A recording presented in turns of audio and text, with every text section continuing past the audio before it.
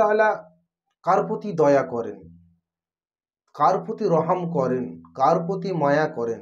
জি, আল্লাহ সুবহানাহু ওয়া তাআলার নবী মুহাম্মদুর রাসূলুল্লাহ সাল্লাল্লাহু আলাইহি ওয়াসাল্লাম বলছেন যে মানুষের প্রতি দয়া করে না, যে মানুষকে ভালোবাসে না, আল্লাহ সুবহানাহু ওয়া তাআলা তার প্রতি দয়া করে না এবং আল্লাহ সুবহানাহু ওয়া তাআলা তাকে ভালোবাসে না।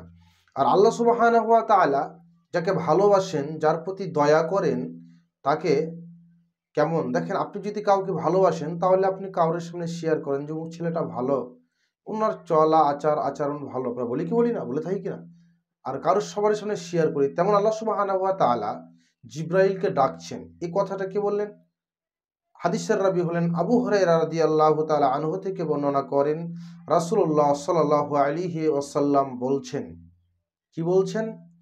যে জিব্রাইল এসো তো, যাও, এই যে আমি এই আব্দুর রহমান বা আব্দুর রহিম বা আব্দুল করিম কে আমি খুব ভালোবাসি, তুমি যাও। এই কথাটা তখন সাত আসমানের বুকে মালাইকারদেরকে বলে জিব্রাইল আলাইহিস সালাম যে আল্লাহ সুবহানাহু ওয়া তাআলা ওই ব্যক্তিটাকে ভালোবাসে, তাই তোমরা তাকে ভালোবাসো। জমিনে একই কথা বলে যে এই লোকটাকে আল্লাহ সুবহানাহু ওয়া তাআলা অত্যন্ত ভালোবাসে, খুব ভালোবাসে, তাই তোমরা তাকে ভালোবাসো। তখন তার জনপ্রিয়তা, তার ভালোবাসা মানুষের কাছে বেড়ে যায়। কেমন ভাবে বাড়ে? দেখেন, একটা লোক সিগারেট খাচ্ছে, একটা ভালো লোক, নামাজি, ইমানদার, তাকওয়াশীল ব্যক্তি হেঁটে যাচ্ছে, তখন বলছে, এই দেখ তো এই লোকটা কত ভালো, ফেলে দাও ফেলে দাও, খেও না খেও না, এই লোকটা হেঁটে আসছে নম্র।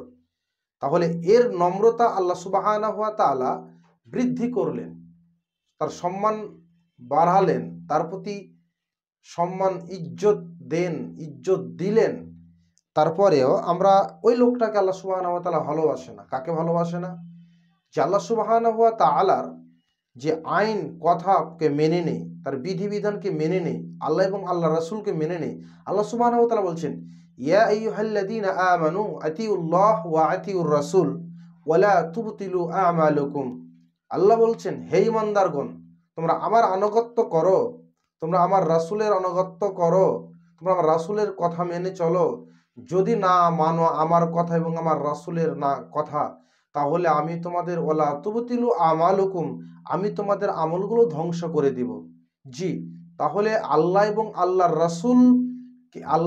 আল্লাহর রাসূলকে আমাদেরকে ভালোবাসতে হবে, তার যা কথা বলেছেন সেটাকে মেনে নিতে হবে। জি, যেমন আল্লাহ সুবহানাহু ওয়া তাআলা বলছেন, ওয়া ইয়াকিমুনাস সালাত, তোমরা সালাত আদায় করো। আল্লাহ পাকের আল্লাহ পাকের আল্লাহ পাকের কথা মেনে নিলেন, সালাত আদায় করলেন। দান করো, সাদকা করো। আচ্ছা, আপনার একটা ছাত্রকে একটা শিক্ষক ভালোবাসে কেন? তখন তার প্রতি ভালোবাসা বৃদ্ধি হয় কেন? তখনই তার প্রতি ভালোবাসা বৃদ্ধি হয়, তাকে ভালোবাসে, এই কারণে ভালোবাসে যে আপনি নিয়মিত ক্লাস করে যান, নিয়মিত ক্লাসের পড়া ভালো করেন, আচরণ দেখান, তখন অটোমেটিক আপনাকে শিক্ষক ভালোবাসে।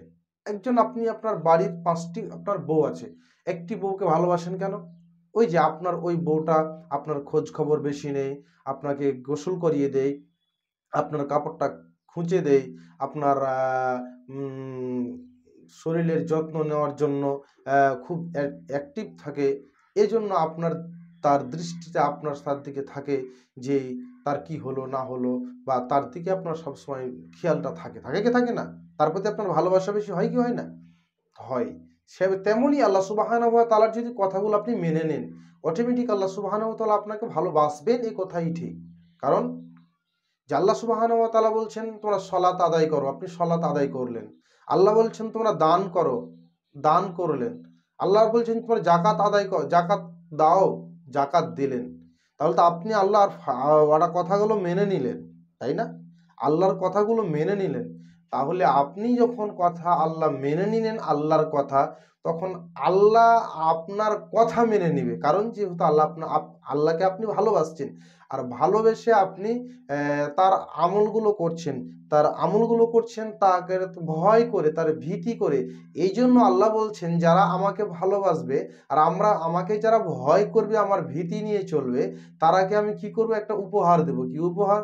আপনি যখন একটা স্কুলে খেলাধুলা হয় তখন দেখবেন যে 100 মিটার রান বা 200 মিটার রান হচ্ছে, ওই রানের প্রতিযোগিতা হচ্ছে, আপনি ফার্স্ট হয়েছেন, তখন আপনাকে একটা উৎসাহ, একটা গিফট তুলে দেয় কি, তাই না? আল্লাহ আপনাকে দিবেন, উপহার দিবেন আল্লাহকে, আল্লাহ আপনাকে উপহার দিবেন। যদি আপনি আল্লাহকে ভালোবাসতে পারেন, আল্লাহকে যদি ভয় করতে শিখেন, তাহলে আল্লাহ আপনাকে উপহার দিবে। কি দিবে?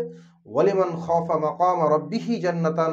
তোমরা যদি আল্লাহর কাছে দাঁড়াতে ভয় করো, তোমরা যদি প্রভুর কাছে দাঁড়াতে ভয় করো, তাহলে আল্লাহ সুবহানাহু ওয়া তাআলা তোমাকে একটি জান্নাত, দুইখানা জান্নাত উপহার দিবেন। এই কথা আল্লাহ সুবহানাহু ওয়া তাআলা বললেন। তাহলে আল্লাহকে ভয় করুন, আল্লাহকে যদি ভালোবাসেন, দেখেন আপনি আল্লাহ সুবহানাহু ওয়া তাআলা নবী মুহাম্মদ রাসূলুল্লাহ সাল্লাল্লাহু আলাইহি ওয়াসাল্লাম বলছেন, যারা আল্লাহকে ভালোবাসবে না তাদের সাথে আল্লাহর সম্পর্ক কেমন হবে, যারা আল্লাহকে ভালোবাসে তাদের সাথে সম্পর্ক কেমন হবে। দুটি কথা বললাম, তাই না? একটা ভালোবাসে আল্লাহ আর একটা বাসে না। কাদেরকে ভালোবাসেন আর কাদেরকে ভালোবাসেন না? আচ্ছা ভাই, তাদের সম্পর্ক ধরেন, আপনি একটা আতর নিয়েছেন, আতরটা নিয়ে সবাই গায়ে দেয়, তার কাছ থেকে একটা সুগন্ধ আমরা সংগ্রহ করি, করি কি করি না? করি। কেন? যে তার কাছ থেকে আমরা ভালো একটা মিষ্টি সেন্ট পাই, সুগন্ধ পাই, সেখানে খুশি হয়ে আমরা সেখানে আনন্দ উপভোগ করি। জি।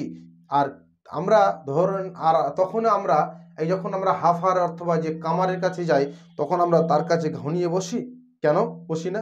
আমি একটা ভালো নতুন দামি জামা গায়ে দিয়ে গেছি, আর একটা ফুনকি এসে পড়ে গেলে আমার জামাটা পুড়ে যাবে, এটা ভয় নাই?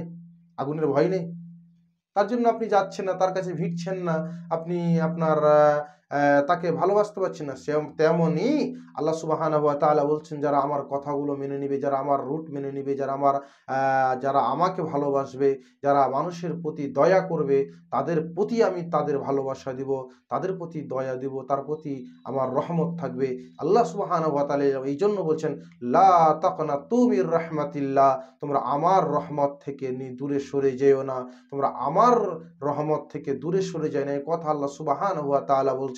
তারপরেও আপনি বসে আছেন চায়ের দোকানে, তারপরে বসে আছেন বাজারে, আপনার খেয়াল খুশি নেই যে মর্জেন ডাকছে, আর মর্জেনের ডাকটা কত মিষ্টি, অর্থগুলো কত দামি, এর ডাক শুনে মসজিদে গেলে আল্লাহর ভালোবাসা পাবো, আর আল্লাহ আমাকে ভালোবাসা দিবে, আর আল্লাহকে আমি ভালোবাসা দিব, আর মসজিদে সাজদায় পড়ে কাঁদবো, আল্লাহ তোমাকে ডাকি, আল্লাহ তোমাকে ভয় করি, আল্লাহ তুমি আমাকে এই দাও, আল্লাহ তুমি আমাকে মুক্তি দাও, আল্লাহ তুমি আমাকে জান্নাত দাও, আল্লাহ তুমি আমাকে জান্নাত দাও। আরে ভাই, কথাটা বলার তো আপনার সময় নেই, আপনি তো দুনিয়া নিয়ে মেতে গেছেন, দুনিয়ার প্রতি ভালোবাসা কেন এত আপনার, দুনিয়ার প্রতি এত প্রেম প্রীতি কেন এত আপনার, আমি বুঝতে পারছি না।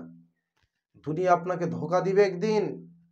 যারাকে আপনি আপন মনে করেছিলেন, যারাকে আপন মনে ভালোবেসে চলেছিলেন, যারাকে আপন ভেবে চলেছিলেন, আপন মনে করে চলেছিলেন, তারা একদিন আপনাকে পর করবে। এরা হলো স্বার্থপর, এরা স্বার্থপর।